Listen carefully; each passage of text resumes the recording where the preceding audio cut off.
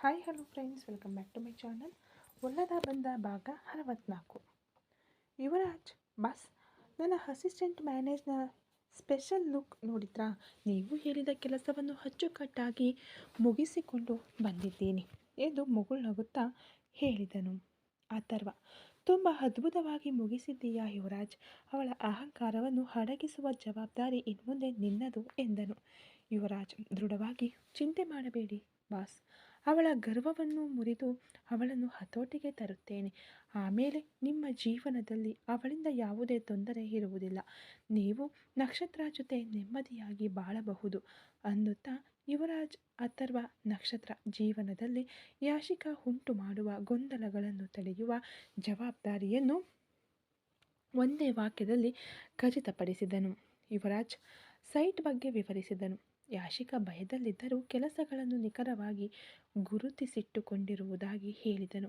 ಅಥರ್ವ ತನ್ನ ಹೊಸ mall project ಬಗ್ಗೆ ಮಾತನಾಡಿ ಅದರಲ್ಲೂ ಯುವರಾಜ್ಗೆ ಮುಂದಾಳತ್ವ ವಹಿಸಬೇಕು ಎಂದು ಕೇಳಿಕೊಂಡನು.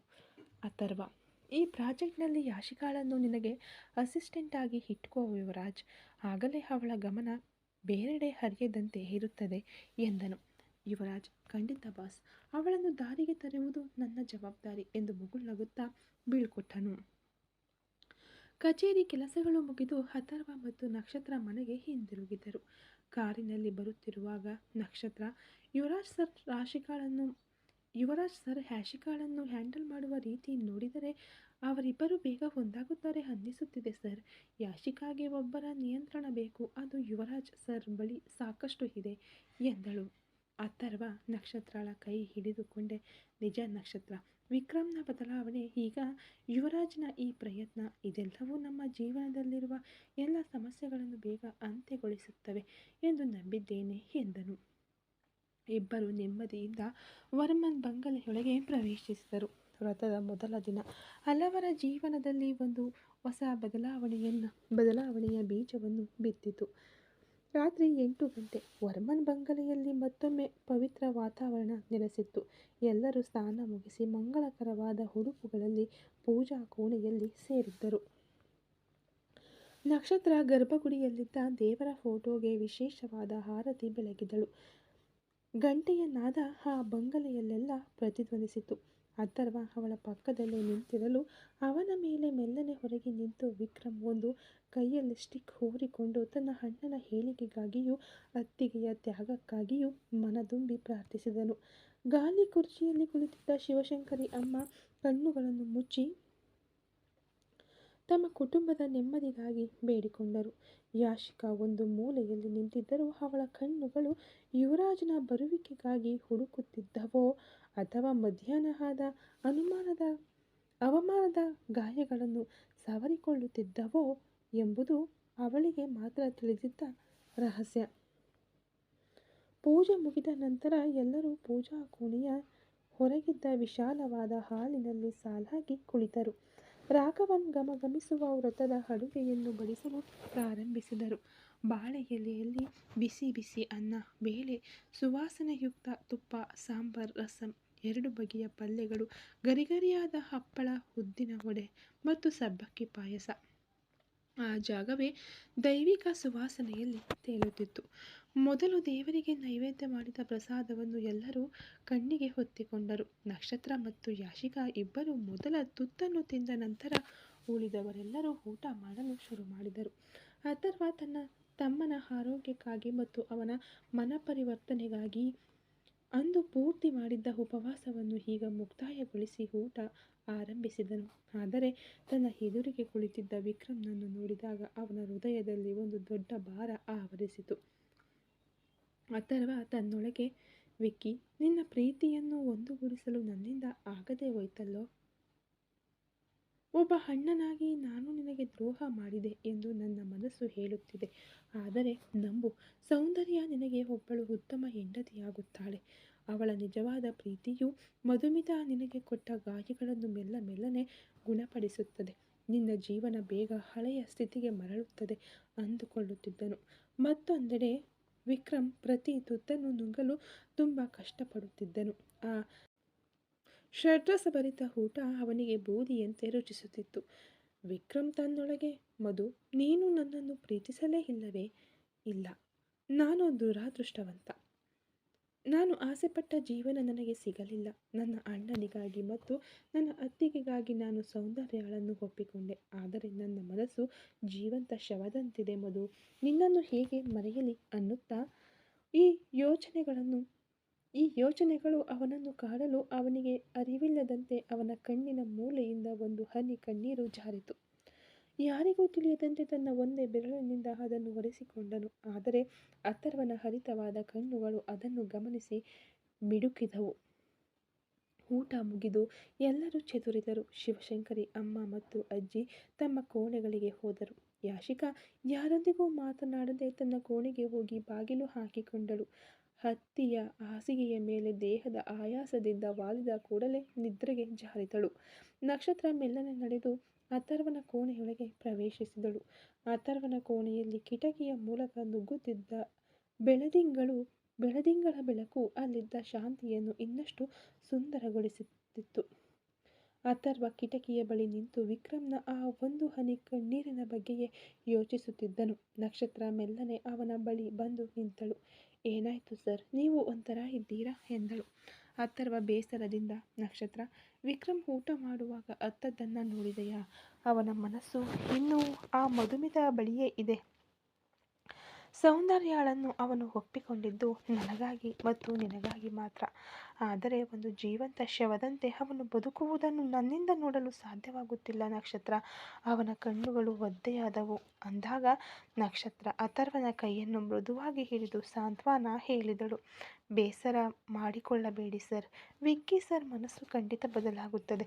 ಅದಕ್ಕೆ ಮೊದಲು ಅವರಿಬ್ಬರನ್ನು ಭೇಟಿಯಾಗುವಂತೆ ಮಾಡಬೇಕು. ನೀವು ಒಂದು ಕೆಲಸ ಮಾಡಿ, ನಾಳೆ ಸೌಂದರ್ಯಳನ್ನು ಬರಹೇಳಿ ವಿಕ್ಕಿಯನ್ನು ಭೇಟಿಯಾಗಲು ಹೇಳಿ. ಇಬ್ಬರು ಮುಖಾಮುಖಿ ಕುಳಿತು ಮಾತನಾಡಿದರೆ ಎಲ್ಲವೂ ಸರಿಯಾಗುತ್ತದೆ ಎಂದಳು. ಅಥರ್ವ, ಅವನು ಮಾತನಾಡುತ್ತಾನ ನಕ್ಷತ್ರ ಅಂದಾಗ ನಕ್ಷತ್ರ, ಖಂಡಿತ ಮಾತನಾಡುತ್ತಾರೆ ಸರ್. ನಾನು ಈಗಾಗಲೇ ಸೌಂದರ್ಯ ಬಳಿ ಫೋನಿನಲ್ಲಿ ಮಾತನಾಡಿದ್ದೇನೆ. ಆ ಹುಡುಗಿ ತುಂಬ ಸ್ಪಷ್ಟವಾಗಿದ್ದಾಳೆ. ಖಂಡಿತ ವಿಕ್ಕಿ ಸರ್ ಮನಸ್ಸನ್ನು ಬದಲಾಯಿಸುತ್ತೇನೆ ಎಂದು ನನಗೆ ಮಾತು ಕೊಟ್ಟಿದ್ದಾಳೆ. ಈಗಾಗಲೇ ಒಬ್ಬರಿಗೊಬ್ಬರು ಪರಿಚಯವಿದೆ, ಸ್ನೇಹಿತರಾಗಿದ್ದರು. ಆ ಸ್ನೇಹವನ್ನು ಪ್ರೀತಿಯಾಗಿ ಬದಲಾಯಿಸಲು ಸೌಂದರ್ಯಳಿಂದ ಸಾಧ್ಯ. ಅವರು ನಾಳೆ ಪ್ರತ್ಯೇಕವಾಗಿ ಮಾತನಾಡಿಕೊಳ್ಳಲಿ ಸರ್ ಎಂದು ನಂಬಿಕೆಯಿಂದ ಹೇಳಿದಳು. ಅಥರ್ವ ನಕ್ಷತ್ರಳ ನಂಬಿಕೆಯ ಮಾತನ್ನು ಕೇಳಿ ಆಶ್ಚರ್ಯಪಟ್ಟನು. ಸರಿ ನಕ್ಷತ್ರ, ನೀನು ಹೇಳಿದಂತೆಯೇ ನಾಳೆ ಏರ್ಪಾಡು ಮಾಡುತ್ತೇನೆ ಎಂದು ಹೇಳಿ ಅಥರ್ವ ಹಾಸಿಗೆಯ ಮೇಲೆ ಕುಳಿತು ನಕ್ಷತ್ರಳನ್ನು ನೋಡಿದನು. ನಕ್ಷತ್ರ ಮೆಲ್ಲನೆ ನೆಲದ ಮೇಲೆ ಕುಳಿತು ತನ್ನ ಕೈಯನ್ನು ತಲೆಗೆ ಆಸರೆಯಾಗಿಟ್ಟು ಮಲಗಲು ತಯಾರಾದಳು. ಅಥರ್ವ ಗಾಬರಿಯಾದನು. ಅಥರ್ವ, ನಕ್ಷತ್ರ, ಏನು ಮಾಡ್ತಾ ಇದೀಯಾ? ಈ ತಣ್ಣಗಿರುವ ಗ್ರಾನೈಟ್ ನೆಲದ ಮೇಲೆ ಮಲಗಬಾರದು. ಆರೋಗ್ಯಕ್ಕೆ ಒಳ್ಳೆಯದಲ್ಲ. ಮೇಲೆ ಬಂದು ಮಲಗು ಎಂದನು. ನಕ್ಷತ್ರ ಶಾಂತವಾಗಿ, ಹಾಗೇನಿಲ್ಲ. ವ್ರತವಿದ್ದರೆ ಹಾಸಿಗೆಯ ಮೇಲೆ ಮಲಗಬಾರದು, ಅದು ನಿಮ್ಮ ಪಕ್ಕದಲ್ಲಿ ಎಂದು ಅವಳು ಹಿಂಜರಿದಳು. ಅಥರ್ವ ಲಘುವಾಗಿ ಮುಗುಳ್ನಕ್ಕನು. ಆ ಮುಗುಳ್ನಗುವಿನಲ್ಲಿ ಒಂದು ತುಂಟತನ ಬೆರೆತ ಪ್ರೀತಿ ಇತ್ತು. ಅಥರ್ವ, ಏಯ್, ಇಂದಿನವರೆಗೂ ನಮ್ಮ ಮಧ್ಯೆ ಏನೂ ನಡೆದಿಲ್ಲ ನಕ್ಷತ್ರ. ನಿನ್ನನ್ನು ನಾನು ಇನ್ನೂ ಭದ್ರವಾಗಿಯೇ ಇಟ್ಟುಕೊಂಡಿದ್ದೇನೆ. ನಿನ್ನ ಕೊರಳಿಗೆ ನಾನು ವಿದ್ಯುಕ್ತವಾಗಿ ತಾಳಿ ಕಟ್ಟಿದ ನಂತರವೇ ನಮ್ಮ ಜೀವನ ಶುರುವಾಗುವುದು. ಭಯಪಡದೆ ಪಕ್ಕದಲ್ಲಿ ಬಂದು ಮಲಗು.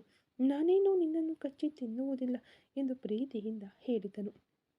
ನಕ್ಷತ್ರ ನಕ್ಕರೂ ತನ್ನ ನಿರ್ಧಾರದಲ್ಲಿ ದೃಢವಾಗಿದ್ದಳು. ಹಾಗೇನಿಲ್ಲ ಸರ್, ಒಂದು ಹರಕೆ ಹೊತ್ತರೆ ಭಕ್ತಿ ಭಾವದಿಂದ ಇರಬೇಕು. ಕೆಳಗೆ ಮಲಗುವುದೇ ಪದ್ಧತಿ. 7 ದಿನ ತಾನೇ, ನನಗೇನು ತೊಂದರೆ ಇಲ್ಲ.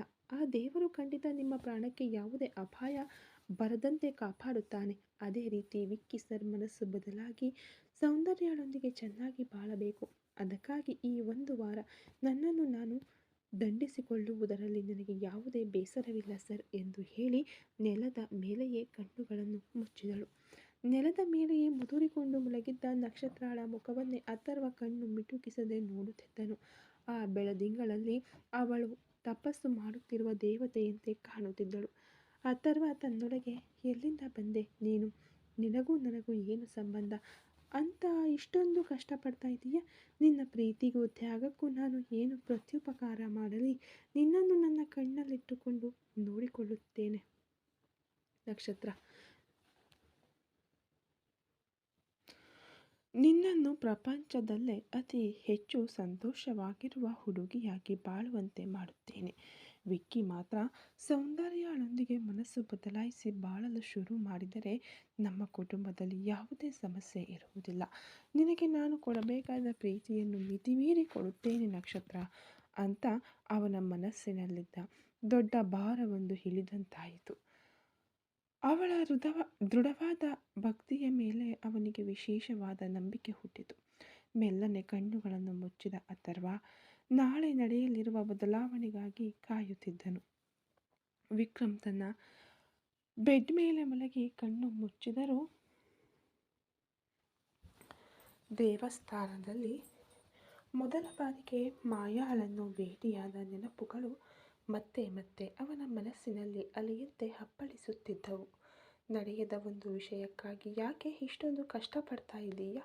ಏ ವಿಕ್ರಮ್, ನೀನು ನೀನಾಗಿಲ್ಲ. ಯಾವಾಗಲೂ ಖುಷಿಯಾಗಿ ಜಾಲಿಯಾಗಿ ಇದ್ದವನು ಯಾಕೋ ಹೀಗೆ ದೇವದಾಸ್ ತರಹ ಇದ್ದೀಯಾ? ಲೇ, ನಿನ್ನ ಪ್ರೀತಿ ಒಂದು ದಿನ ನೋಡಿದ್ದು ಅಷ್ಟೆ. ನೀನು ಅವಳ ಮೇಲೆ ಇಷ್ಟೊಂದು ಪ್ರೀತಿ ಇಟ್ಟುಕೊಂಡಿದ್ದೀಯಾ? ಆದರೆ ಅವಳಿಗೆ ನಿನ್ನ ಮೇಲೆ ಪ್ರೀತಿ ಇಲ್ವಲ್ಲ? ಹಾಗಿದ್ದಿದ್ದರೆ ಆತ್ಮಹತ್ಯೆ ಮಾಡಿಕೊಳ್ಳುತ್ತೇನೆ ಅಂತ ಅಣ್ಣನನ್ನು ಬೆದರಿಸುತ್ತಿರಲಿಲ್ಲ. ಸರಿ, ಒತ್ತಾಯ ಮಾಡಬಾರದು, ಅದು ತಪ್ಪು ಕಣೋ ವಿಕ್ರಮ್. ಸುಮ್ಮನಿರು, ನಿನಗೆ ಯಾವುದು ಆಗಬೇಕೋ ಅದೇ ಆಗುತ್ತೆ. ನಿನ್ನ ಈ ಅಳುವ ಮುಖ ಸತ್ಯವಾಗಲೂ ನನಗೆ ಇಷ್ಟವಾಗುತ್ತಿಲ್ಲ ಎಂದು ತನ್ನನ್ನು ತಾನೇ ನಿಂದಿಸಿಕೊಳ್ಳುತ್ತಾ ಮಲಗಿದ್ದನು. ಅದೇ ಸಮಯದಲ್ಲಿ ಮಾಯಾ ಅವಳ ಕೋಣೆಯಲ್ಲಿ, ನೀನು ಸತ್ಯವಾಗಲೂ ನನಗೆ ಇಷ್ಟವಿದೆ ವಿಕ್ರಮ್. ನಿನ್ನಂಥವನನ್ನು ನನ್ನ ಜೀವನದಲ್ಲಿ ನಾನು ಭೇಟಿಯಾದದ್ದೇ ಇಲ್ಲ. ಮೊದಲ ಬಾರಿಗೆ ನಿನ್ನನ್ನು ದೇವಸ್ಥಾನದಲ್ಲಿ ನೋಡಿದ್ದು, ಅದಾದ ಮೇಲೆ ಸಿಗ್ನಲ್ನಲ್ಲಿ ನೋಡಿ ನೀನು ನನ್ನ ಬಳಿ ಬಂದು ಮಾತನಾಡಿದ್ದು ಎಲ್ಲವೂ ನನ್ನ ಮನಸ್ಸಿನಲ್ಲಿ ಇನ್ನೂ ಹಾಗೆಯೇ ಇದೆ. ನಿನ್ನ ಜೊತೆಯಲ್ಲಿದ್ದರೆ ನಾನು ಖುಷಿಯಾಗಿರುತ್ತೇನೆ ಅಂತ ಅಂದುಕೊಂಡೆ. ಆದರೆ ನನಗೆ ಅತಿ ದೊಡ್ಡ ಶತ್ರುವೇ ನಿನ್ನ ಅಣ್ಣ. ಹಾಗೆ ಇರುವಾಗ ನಮ್ಮ ಮದುವೆ ಖಂಡಿತ ನಡೆಯುವುದಿಲ್ಲ ವಿಕ್ರಮ್. ನಿನ್ನ ಅಣ್ಣ ನಡೆಯಲು ಬಿಡುವುದಿಲ್ಲ. ನಾನು ಮಧು ಅಂತ ನಿನ್ನ ಬಳಿ ಸುಳ್ಳು ಹೇಳಿದ್ದು ನನ್ನ ಅಂತಸ್ತು ನೋಡಿ ನೀನು ಹೆದರಿ ಬಿಡಬಾರದು ಅಂತ. ಆದರೆ ಈಗ ನಿನ್ನ ಅಂತಸ್ತು ನೋಡಿ ನನಗೆ ಭಯವಾಗ್ತಿದೆ ಕಣೋ. ನಾನು ನಿನ್ನ ಆಸ್ತಿ ನೋಡಿ ಹೆದರಿ ಬಿಡುತ್ತೇನೆ ಅಂತ ನೀನು ಕೂಡ ಬಹುಶಃ ಹಾಗೆ ಅಂದುಕೊಂಡು ನನ್ನಿಂದ ಸತ್ಯವನ್ನು ಮುಚ್ಚಿಟ್ಟಿರಬಹುದು. ಇಲ್ಲಿ ನೋಡು, ನನಗೆ ನಿನ್ನ ಆಸ್ತಿ ಸುಖ ಯಾವುದೂ ಬೇಡ. ಹೀಗೆಯೇ ಬಂದು ಬಿಡು. ನನ್ನನ್ನು ಎಲ್ಲಾದರೂ ಕರೆದುಕೊಂಡು ಹೋಗು. ನಾವು ಈ ಪ್ರಪಂಚದಲ್ಲಿ ಯಾರಿಗೂ ತಿಳಿಯದ ಯಾವುದಾದರೊಂದು ಮೂಲೆಯಲ್ಲಿ ಹೋಗಿ ಮದುವೆಯಾಗಿ ಖುಷಿಯಾಗಿ ಬಾಳೋಣ ಎಂದು ತನ್ನ ಅಹಂಕಾರವನ್ನು ಹೊಡೆದು ಹಾಕಿ ಗಾಳಿಯಲ್ಲಿ ಅವನೇ ನಿಂತಿರುವಂತೆ ಕಲ್ಪಿಸಿಕೊಂಡು ಅಳುತ್ತಲೇ ಅವನ ನೆನಪುಗಳೊಂದಿಗೆ ಮಾತನಾಡುತ್ತಾ ಕುಳಿತಿದ್ದಳು ಮಾಯಾ. ವರ್ಮನ್ ಮಹಲಿನ ತ್ಯಾಗ ಮತ್ತು ಭಕ್ತಿ ಚಂದ್ರನ ಬೆಳಕಿನಲ್ಲಿ ನೆನೆಯುತ್ತಿದ್ದ ಸಮಯದಲ್ಲಿ ಆದಿಶೇಷನ್ ಮಹಲಿನಲ್ಲಿ ಒಂದು ರೀತಿಯ ಬಿಗುವಿನ ಶಾಂತಿ ನೆಲೆಸಿತ್ತು. ಜಾಜಿ ಆ ಬೃಹತ್ ಮಹಲಿನಲ್ಲಿ ಎಲ್ಲ ಸೌಕರ್ಯಗಳಿದ್ದರೂ ತನ್ನ ಸಹಜತೆಯನ್ನು ಕಳೆದುಕೊಂಡು ಒಂದು ಮಾಯಾಲೋಕದಲ್ಲಿ ಸಿಲುಕಿಕೊಂಡಂತೆ ಬದುಕುತ್ತಿದ್ದರು. ಆದಿಶೇಷನ್ ದೇಶದ ಅತ್ಯುತ್ತಮ ಸುಪ್ರೀಂ ಕೋರ್ಟ್ ಸೀನಿಯರ್ ಲಾಯರ್. ಅವರ ಜೀವನ ಹೆಚ್ಚಾಗಿ ದೆಹಲಿಯ ಅಧಿಕಾರ ಕೇಂದ್ರಗಳಲ್ಲಿ ಮತ್ತು ನ್ಯಾಯಾಲಯದ ಕೋಣೆಗಳಲ್ಲೇ ಕಳೆಯುತ್ತಿತ್ತು. ಅಪರೂಪಕ್ಕೆ ಕೆಲವು ಬಾರಿ ಮಾತ್ರ ಅವರು ಚೆನ್ನೈ ಮನೆಗೆ ಬರುತ್ತಿದ್ದರು. ಹಾಗೆ ಅವರು ಬರುವ ದಿನಗಳು ಆ ಮನೆಯಲ್ಲಿ ಒಂದು ರೀತಿಯ ಆತಂಕವನ್ನೇ ಸೃಷ್ಟಿಸುತ್ತಿದ್ದವು. ದೀರ್ಘ ದಿನಗಳ ನಂತರ ದೆಹಲಿಯಿಂದ ಮರಳಿದ ಅವರು ತಮ್ಮ ಮಗ ಮತ್ತು ಮಗಳ ಜೀವನದಲ್ಲಿ ಹಲವಾರು ಸಮಸ್ಯೆಗಳಿದ್ದರೂ ಅವುಗಳನ್ನು ಮರೆತು ತಮ್ಮ ಮಲಗುವ ಕೋಣೆಗೆ ಪ್ರವೇಶಿಸಿದರು. ಮೊಕದ್ದಮೆಯ ಕಡತಗಳು ಮತ್ತು ಕಾನೂನಿನ ಸೂಕ್ಷ್ಮತೆಗಳಿಂದ ತುಂಬಿದ್ದ ಅವರ ಮೆದುಳಿಗೆ ಕೌಟುಂಬಿಕ ಸಂಬಂಧಗಳು ಕೇವಲ ಎರಡನೇ ಆದ್ಯತೆಯಾಗಿದ್ದವು. ನೇರವಾಗಿ ತಮ್ಮ ಕೋಣೆಗೆ ಪ್ರವೇಶಿಸಿದ ಅವರಲ್ಲಿ ಒಂದು ರೀತಿಯ ಅಪರಿಚಿತತೆ ಮತ್ತು ಅಧಿಕಾರ ಪ್ರವೃತ್ತಿ ಮಿಶ್ರಿತವಾಗಿತ್ತು.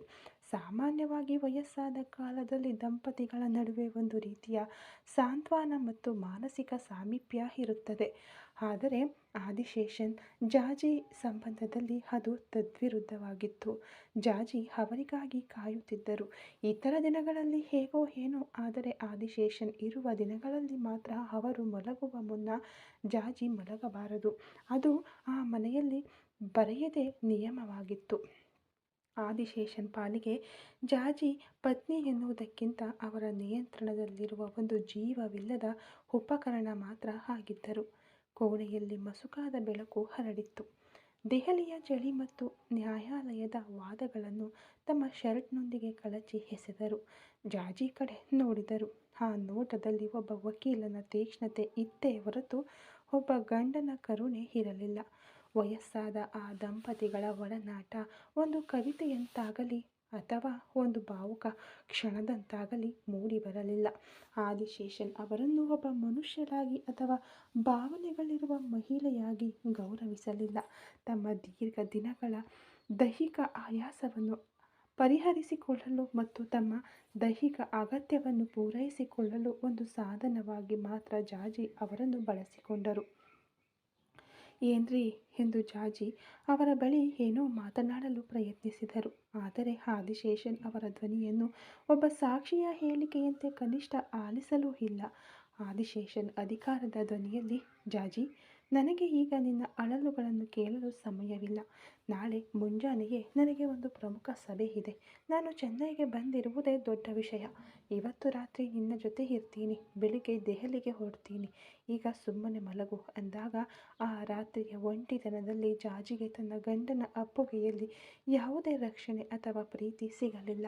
ಬದಲಾಗಿ ಅವರ ಆಧಿಪತ್ಯಕ್ಕೆ ಶರಣಾಗುವ ಒಂದು ವಸ್ತುವಾಗಿ ಮಾತ್ರ ತಾನಿದ್ದೇನೆ ಎಂಬುದನ್ನು ಅವಳು ಮೌನವಾಗಿ ಅರಿತುಕೊಂಡಳು. ಜಾಜಿ ಆ ಕತ್ತಲಿನಲ್ಲಿ ಮೇಲ್ಛಾವಣಿಯನ್ನೇ ದಿಟ್ಟಿಸಿ ನೋಡುತ್ತಾ ಮಲಗಿದ್ದರು.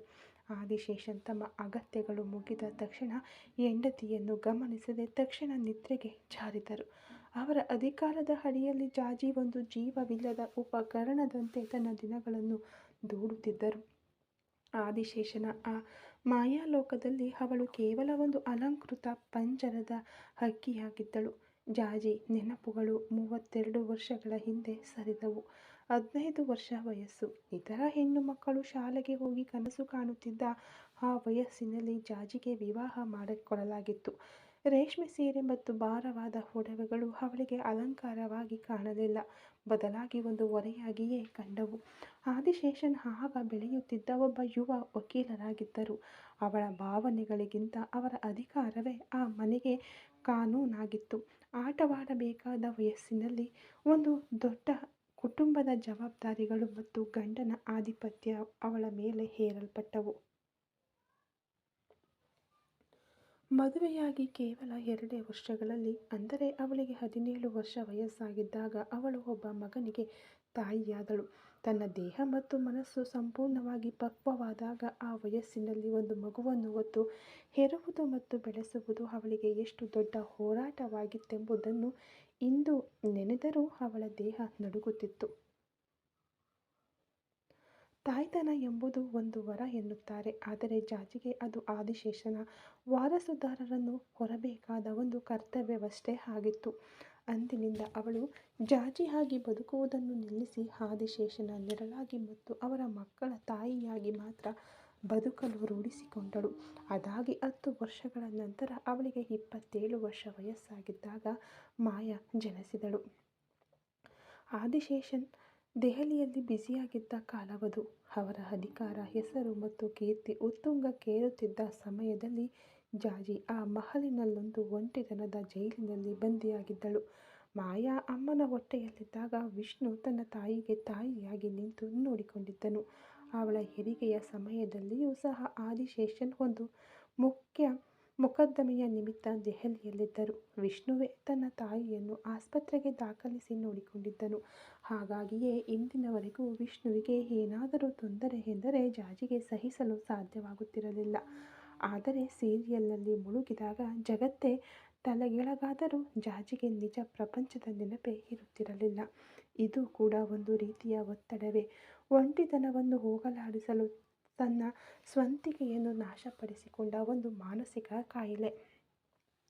ಸೌಕರ್ಯಗಳು ಹೆಚ್ಚಿದವು, ವಜ್ರಗಳು ಮತ್ತು ರೇಷ್ಮೆ ಸೀರೆಗಳು ಬಂದು ಬಿದ್ದವು, ಆದರೆ ಅವಳ ಮನಸ್ಸಿನೊಂದಿಗೆ ಮಾತನಾಡಲು ಒಂದು ಜೀವವೂ ಇರಲಿಲ್ಲ. ಆದಿಶೇಷನ್ ಬಂದಾಗ ಮಾತ್ರ ಅವಳು ಒಂದು ಉಪಕರಣವಾಗಿ ಬದಲಾಗಬೇಕಿತ್ತು. ಅವರು ಹೋದ ನಂತರ ಒಂದು ಯಂತ್ರದಂತೆ ಮನೆಯನ್ನು ನಿರ್ವಹಿಸಬೇಕಿತ್ತು. ಇದೇ ಅವಳ ಜೀವನವಾಗಿ ಹೋಗಿತ್ತು. ಇಂದು ಅವಳಿಗೆ 47 ವರ್ಷ ವಯಸ್ಸಾಗಿದೆ. ಆದರೆ ಆ 15 ವರ್ಷದ ಬಾಲಕಿಗೆ ಇದ್ದ ಅದೇ ಭಯ ಮತ್ತು ಹಂಬಲ ಇಂದಿಗೂ ಅವಳ ಕಣ್ಣುಗಳಲ್ಲಿ ಹಾಗೆ ಉಳಿದಿದೆ. ಆದಿಶೇಷನ್ ಇಂದಿಗೂ ಅವಳನ್ನು ಒಬ್ಬ ಮನುಷ್ಯಳಾಗಿ ನೋಡುತ್ತಿಲ್ಲ. ಸುಪ್ರೀಂ ಕೋರ್ಟ್ನಲ್ಲಿ ವಾದಿಸುವ ಆ ಸೀನಿಯರ್ ಲಾಯರ್ ತನ್ನ ಹೆಂಡತಿಯ ಮೌನ ಕಣ್ಣೀರಿಗೆ ಯಾವುದೇ ವಾದವನ್ನು ಮಂಡಿಸಲಿಲ್ಲ. 15ನೇ ವಯಸ್ಸಿನಲ್ಲಿ ಆರಂಭವಾದ ಈ ಪಯಣ ಇಂದಿನವರೆಗೂ ನನಗಾಗಿ ನಾನು ಬದುಕಲೇ ಇಲ್ಲವಲ್ಲ ಎಂದು ಅವಳು ಮನಸ್ಸಿನಲ್ಲೇ ಗೋಳಾಡಿದಳು. ತನ್ನ ಮಗ ಮತ್ತು ಮಗಳ ಭವಿಷ್ಯವಾದರೂ ಇವರಂತೆ ಆಗದೆ ಪ್ರೀತಿಯಿಂದ ಕೂಡಿರಲಿ ಎಂದು ಆ ಕತ್ತಲಿನಲ್ಲಿ ದೇವರಲ್ಲಿ ಮೌನವಾಗಿ ಪ್ರಾರ್ಥಿಸಿದಳು. ಆದರೆ ಮಗನಿಗೆ ಇಷ್ಟವಿಲ್ಲದ ಮದುವೆ ಎಂದ ಕಾರಣಕ್ಕಾಗಿ ಅವಳು ಯಾಮಿನಿಯನ್ನು ದ್ವೇಷಿಸುತ್ತಿದ್ದಳು. ಹೊರಗೆ ಚಂದ್ರನು ಮರೆಯಾಗಿ ಮುಂಜಾನೆಯ ಕಡೆಗೆ ಜಗತ್ತು ಸಾಗುತ್ತಿತ್ತು. ಆದರೆ ಜಾಜಿ ಜೀವನದಲ್ಲಿ ಆ ಕತ್ತಲು ಇನ್ನೂ ಸರಿದಿರಲಿಲ್ಲ. ಮಹಲಿನಲ್ಲಿ ಶಾಂತಿ ನೆಲೆಸಿದ್ದ ಆ ನಡುರಾತ್ರಿ 12 ಗಂಟೆ ಆ ಬೃಹತ್ ಹಾಲಿನಲ್ಲಿ ಡಿಂಗ್ ಡಾಂಗ್ ಎಂದು ಮೊಳಗಿದ ಕಾಲಿಂಗ್ ಬೆಲ್ ಶಬ್ದ ಯಾಮಿನಿಯ ಹೃದಯ ಬಡಿತವನ್ನು ಹೆಚ್ಚಿಸಿತು. ಯಾಮಿನಿ ಹತ್ತು ಮುಖವೆಲ್ಲ ಊದಿಕೊಂಡಿದ್ದರೂ ಸೋಫಾದ ಮೇಲೆ ಕುಳಿತಿದ್ದವಳು ಶಬ್ದ ಕೇಳಿ ಧಾವಿಸಿ ಎದ್ದು ಹೋದಳು. ತನ್ನ ಗಂಡ ವಿಷ್ಣುವಿಗಾಗಿಯೇ ಅವಳು ಇಷ್ಟೊತ್ತಿನವರೆಗೂ ಎಚ್ಚರವಾಗಿದ್ದಳು. ಅವಳು ಬಾಗಿಲು ತೆರೆದಾಗ ಅಲ್ಲಿ ವಿಷ್ಣು ನಿಂತಿದ್ದನು. ಸಾಮಾನ್ಯವಾಗಿ ಕುಡಿದು ತೂರಾಡುತ್ತಾ ಬರುತ್ತಿದ್ದ ವಿಷ್ಣು ಇಂದು ಆಶ್ಚರ್ಯಕರವಾಗಿ ಯಾವುದೇ ಅಮಲಿನಲ್ಲಿ ಇರದೆ ಅತ್ಯಂತ ನಿಧಾನವಾಗಿದ್ದನು. ಆದರೆ ಅವನ ಆ ನಿಧಾನತನ ಒಂದು ಬಿರುಗಾಳಿ ಬೀಸುವ ಮುನ್ನ ಬರುವ ಭೀಕರ ಶಾಂತಿಯಂತಿತ್ತು. ಯಾಮಿನಿ, ಏನ್ರಿ ಎಂದು ಏನೋ ಮಾತನಾಡಲು ಯತ್ನಿಸಿದಳು. ಆದರೆ ಅವನು ಅವಳನ್ನು ಒಬ್ಬ ಅಪರಿಚಿತ ಹೆಣ್ಣಿನಂತೆ ದಾಟಿ ಒಂದು ಮಾತು ಆಡದೆ ಮಹಡಿಯ ಮೇಲಿದ್ದ ತನ್ನ ಕೋಣೆಗೆ ತೆರಳಿದನು. ವಿಷ್ಣು ತನ್ನನ್ನು ದೂರ ತಳ್ಳಿದರೂ ಒಬ್ಬ ಪತ್ನಿಯಾಗಿ ಯಾಮಿನಿಯ ಮನಸ್ಸು ಕೇಳಲಿಲ್ಲ. ವಿಷ್ಣು ಮುಂಜಾನೆಯಿಂದಲೂ ಏನನ್ನೂ ತಿಂದಿರಲಿಲ್ಲ. ಹೋಟೆಲ್ನಲ್ಲಿ ಅವನು ತಿನ್ನುವುದಿಲ್ಲ ಎಂಬುದು ಈ ಒಂದು ವಾರದ ಒಡನಾಟದಲ್ಲಿ ಅವಳಿಗೆ ತಿಳಿದಿತ್ತು. ಅವನ ಮೇಲೆ ಅವಳಿಗೆ ಕೋಪಕ್ಕಿಂತ ಹೆಚ್ಚಾಗಿ ಮರುಕವೇ ಉಂಟಾಯಿತು. ಅಡುಗೆ ಮನೆಗೆ ತೆರಳಿ ಅವನಿಗಾಗಿ ಸಿದ್ಧಪಡಿಸಿಟ್ಟಿದ್ದ ಬಿಸಿ ಬಿಸಿ ಚಪಾತಿ ಮತ್ತು ಕುರ್ಮಾವನ್ನು ಒಂದು ತಟ್ಟೆಯಲ್ಲಿ ತೆಗೆದುಕೊಂಡು ಅವನ ಕೋಣೆಗೆ ಹೋದಳು. ಕೋಣೆಯ ಬಾಗಿಲು ತೆರೆದು ಒಳ ಪ್ರವೇಶಿಸಿದ ಯಾಮಿನಿ ತಟ್ಟೆಯನ್ನು ಮೇಜಿನ ಮೇಲಿಟ್ಟಳು. ತಲೆ ತಗ್ಗಿಸಿ ತನ್ನ ಜೀವನದಲ್ಲಿ ನಡೆದ ಸಂಚನ್ನು ತಡೆದುಕೊಳ್ಳಲಾರದವನಂತೆ ಅವನು ಕುಳಿತಿದ್ದನು. ಯಾಮಿನಿ ಗದ್ಗದಿದ ಕಂಠದಿಂದ, ಏನ್ರಿ, ಬೆಳಿಗ್ಗೆಯಿಂದ ಏನೂ ತಿಂದಿಲ್ವಲ್ಲ, ಹೀಗೋ ಕೇವಲ 2 ಚಪಾತಿ ಮಾತ್ರ ತಿನ್ನಿ, ನನಗೋಸ್ಕರ ಅಲ್ಲದಿದ್ದರೂ ನಿಮ್ಮ ಆರೋಗ್ಯಕ್ಕೋಸ್ಕರ ತಿನ್ನಿ ಎಂದಳು. ವಿಷ್ಣು ಮೆಲ್ಲನೆ ತಲೆ ಎತ್ತಿ ಅವಳನ್ನು ನೋಡಿದನು. ಆ ನೋಟದಲ್ಲಿ ಒಬ್ಬ ಗಂಡನಿಗೆ ಇರಬೇಕಾದ ಪ್ರೀತಿಯಾಗಲಿ ಆತ್ಮೀಯತೆಯಾಗಲಿ ಇರಲಿಲ್ಲ. ಕೇವಲ ದ್ವೇಷ ಮಾತ್ರ ಇತ್ತು. ಇನ್ನೂ ನೀನು ಯಾಕೆ ನನ್ನ ಹಿಂದೆಯೇ ಸುತ್ತುತ್ತಾ ಇದ್ದೀಯಾ? ನಿನಗೂ ನನಗೂ ಯಾವುದೇ ಸಂಬಂಧವಿಲ್ಲ ಎಂದು ಎಷ್ಟು ಬಾರಿ ಹೇಳುವುದು? ಈ ತಟ್ಟೆಯನ್ನು ತಗೊಂಡು ಈಗಲೇ ಹೊರಟು ಹೋಗು. ಇನ್ನು ಮುಂದೆ ನನ್ನ ಬೆಡ್ ರೂಮ್ ಒಳಗೆ ಬರಬೇಡ ಎಂದ ವಿಷ್ಣುವಿನ ಆ ಮಾತುಗಳು ಯಾಮಿನಿಯ ಹೃದಯಕ್ಕೆ ಈಟಿಯಿಂದ ಚುಚ್ಚಿದಂತಾಯಿತು. ಅವನ ಪ್ರೇಮ ವೈಫಲ್ಯಕ್ಕೆ ತಾನೂ ಒಂದು ಕಾರಣ ಎಂಬ ಕಾರಣದಿಂದ ಆ ಅಪವಾದವನ್ನು ತಾನು ಹೊರಬೇಕಾಗಿ ಬಂದದ್ದನ್ನು ನೆನೆದುಕೊಂಡು ನೊಂದಳು. ಅವಳು ಬಿಕ್ಕಿ ಬಿಕ್ಕಿ ಅಳುತ್ತಾ ಆ ತಟ್ಟೆಯನ್ನು ಅಲ್ಲೇ ಬಿಟ್ಟು ತನ್ನ ಕೋಣೆಗೆ ಮರಳಿದಳು. ಯಾಮಿನಿ ಹೋದ ನಂತರ ವಿಷ್ಣು ಹಾಸಿಗೆಯ ಮೇಲೆ ವಾಲುದ್ದನು. ಅವನ ಮನಸ್ಸಿನಲ್ಲಿ ದೊಡ್ಡ ಯುದ್ಧವೇ ನಡೆಯುತ್ತಿತ್ತು. ತನ್ನ ಪ್ರೇಮ ವೈಫಲ್ಯದ ನೋವು ಒಂದು ಕಡೆಯಾದರೆ, ತನ್ನ ತಂದೆ ಆದಿಶೇಷನ್ ಮಾಡಿದ ನಯವಂಚಕತನದ ದ್ರೋಹ ಇನ್ನೊಂದು ಕಡೆ. ಈ ಇಡೀ ಪ್ರಪಂಚವೇ ಒಂದು ನಾಟಕ ರಂಗದಂತೆ ಅವನಿಗೆ ಕಾಣಿಸಿತು. ಭಾವನೆಗಳು ಹೆಚ್ಚಾದಾಗ ಮನುಷ್ಯ ಅಳಬಹುದು. ಆದರೆ ಭಾವನೆಗಳ ತುದಿಗೆ ತಲುಪಿಬಿಟ್ಟ ವಿಷ್ಣು ಈಗ ಒಂದು ಕಲ್ಲಿನಂತೆ ಬದಲಾಗಿದ್ದನು. ಅವನ ಕಣ್ಣುಗಳಲ್ಲಿ ಕಣ್ಣೀರಿರಲಿಲ್ಲ, ಬದಲಾಗಿ ಒಂದು ರೀತಿಯ ಶೂನ್ಯ ನೋಟವಿತ್ತು. ಯಾಮಿನಿ ತಂದಿಟ್ಟಿದ್ದ ಆ ಊಟದ ತಟ್ಟೆ ಹಾಗೆ ಇತ್ತು. ಅವನು ಯಾವುದನ್ನು ಮುಟ್ಟಲಿಲ್ಲ. ಹಾಸಿಗೆಯ ಮೇಲಿದ್ದ ಅವನ ದೇಹ ಒಂದು ಜೀವವಿಲ್ಲದ ಹೆಣದಂತೆ ಭಾವನೆಗಳಿಲ್ಲದೆ ಬಿದ್ದಿತ್ತು. ಆ ನಡುರಾತ್ರಿಯ ಕತ್ತಲಿನಲ್ಲಿ ತನ್ನ ಜೀವನದ ಪಯಣ ಎಲ್ಲಿಗೆ ಹೋಗಿ ಮುಟ್ಟಲಿದೆ ಎಂದು ತಿಳಿಯದೆ ಅವನು ಮೌನವಾಗಿ ಬಿದ್ದಿದ್ದನು. ಕೆಳಗೆ ತನ್ನ ಕೋಣೆಗೆ ಬಂದು ಬಾಗಿಲು ಮುಚ್ಚಿದವಳು ಗೋಡೆಗೆ ಹೊರಗೆ ನೆಲದ ಮೇಲೆ ತನ್ನ ಕಾಲುಗಳನ್ನು ಮುದುರಿಕೊಂಡು ಕುಳಿತು ಕಾಲುಗಳಲ್ಲಿ ಮುಖವನ್ನು ಬಚ್ಚಿಟ್ಟುಕೊಂಡಳು. ಈಗ ಏನು ಯೋಚಿಸುತ್ತಿದ್ದಾಳೆ ಎಂದು ಅವಳಿಗೆ ಅರ್ಥವಾಗುತ್ತಿರಲಿಲ್ಲ. ಆದರೆ ತನ್ನ ಜೀವನ ಸಂಪೂರ್ಣವಾಗಿ ಅಳಿದು ಹೋಗಿದೆ ಎಂಬುದನ್ನು ಮಾತ್ರ ಅವಳು ಅರಿತುಕೊಂಡಳು. ಹತ್ತು ಸುಸ್ತಾದ ಅವಳ ಕಣ್ಣುಗಳಿಂದ ಕಣ್ಣೀರು ತುಂಬ ಬರುತ್ತಿರಲಿಲ್ಲ. ಹಾಗೆಯೇ ಕಾಲುಗಳನ್ನು ಮುದುರಿಕೊಂಡ ಸ್ಥಿತಿಯಲ್ಲೇ ತಲೆ ಸರಿಸಿ ಮಲಗಿದ್ದಳು. ಈ ಕಥೆ ಇನ್ನು ಮುಂದುವರಿಯುವುದು.